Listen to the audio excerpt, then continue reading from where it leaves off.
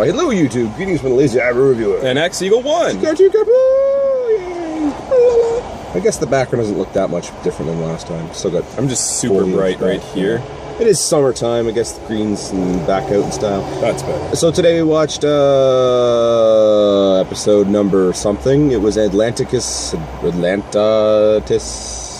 Basically, it was Atlantis at Rise, or maybe Atlantica at Rise. But it was an episode where the Decepticons were underwater somehow, and they stumbled across the fish people that could speak telepathically to robots. That doesn't make sense to me at all, but that was the storyline today. I don't know why. Let's adjust that camera. Here we go. Now we can see all of us. Yeah, so they found the people, and they discovered that for Atlantis, or Atlantica, whatever it was called, let's call it Atlantis, to survive, they must have energy. So they talked to them, we're like, we want to use your energy. So they made an alliance, and then the Autobots found out about it, and then there was a bunch of fighting, and then the Decepticons in Atlantis decided to take down Washington, D.C. for some reason, because, you know, that's on the coastline.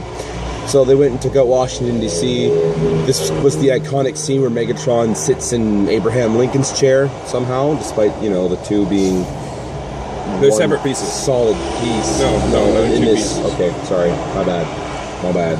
And you pick it up, and it's perfectly shaped to the chair. Yeah.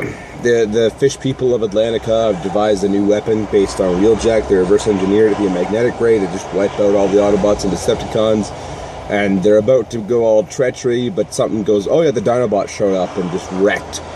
So, you know, we didn't really get to see much of the treachery. But there was another fight, and the Atlantis people try and traitor them again. And they're like, oh, no, we must escape. So they all escape and live happily ever after. This was a pretty fluffy, boring episode. There was nothing of substance here. No sea spray. I know. For a thing called Atlantis Arise, you'd think there'd be sea spray. It's another episode where we don't get to see any of the new characters. Yeah, Season 2 bots are just gone from this episode. So, I'm pretty sure, like, I'm sticking to my theory that they had these already pre-written. Yeah. Without those new characters. They must have. Either that, or they just have one last-ditch effort to sell those original characters. I guess so. I don't know. There's been a lot of characters that we've been missing. Buzzsaw, though, made an appearance. We haven't seen Buzzsaw at all yet. And so that was kind of interesting to see. Yeah. Wow, I just have nothing to say. This is such a nothing episode. It's pretty dumb. Yeah. Good voice acting. Were there any good parts? When there was a few. When the Dinobot showed up, they're fighting. Maybe laugh a few times. When they're playing football. Why? Why were they playing foot? That was dumb. And Spike's wearing his uniform and it actually says Spike across the chest, just in case you didn't know. And Bumblebee's trying to hold back Grimlock, but all he can do is like hold on to his knee, and somehow that's working. That doesn't. I don't know. There's a lot about this episode that made me go. We got to see Urkelby. Did I do that? Oh, I don't think there were really any good moments in this. It was all kind of. That was my favorite moment. Urkelby. Did I do that? Yeah, Urkelby. The dumb moments. There was lots. There was the football. Football was dumb. There was... You know what? I actually don't think there was anything boring about this episode. Or not anything specifically dumb. It was all per round. Se. It was just... It could have been better. It's kind of like, M. Night Shyamalan's After Earth movie. Like, there's not much bad... Like, there's obviously a few bad scenes about it, but in all, it's a boring movie, and that's all it is. Have you seen it? Like, I haven't either. I've just seen clips. And I've seen a bunch of people try and review it. It's like, you expect me to say bad things, but honestly, this movie's really boring, and that's all it is. Yeah. They're just, I don't know, best character? Grimlock? Yeah, Grimlock had some pretty sweet one-liners. Soundwave was pretty good. Yeah. He somehow scrambled, completely messed up chipmunk, scrambled telepath. I don't know. They're just speaking really fast.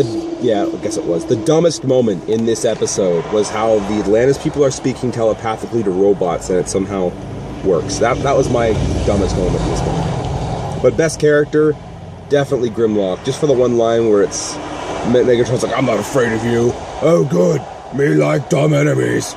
Type thing. Yeah. I laughed at that. That was funny. I'm holding my watch, and I have been for a while now. Why did they speak telepathically to the robots, but then still speak audibly to each other? I don't know. So that Soundwave had the chance to record it.